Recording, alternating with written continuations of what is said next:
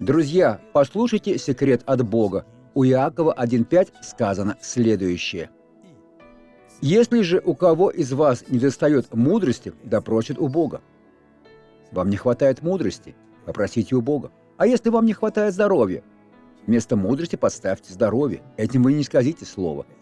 И попросите у Бога. А если мне недостает признания других людей? То же самое. Просите у Бога признания.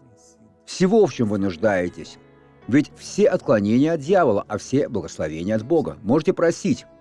Дающего всем просто. Это доступно всем людям.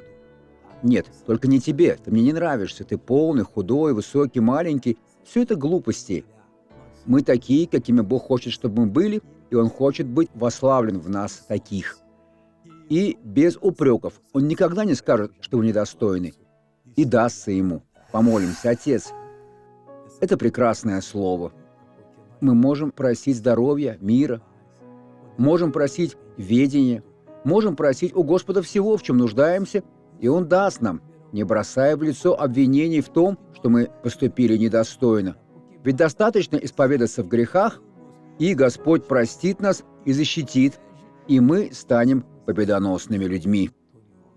И сейчас, Отец, я благословляю этого человека, говоря: будьте благословением. Аминь.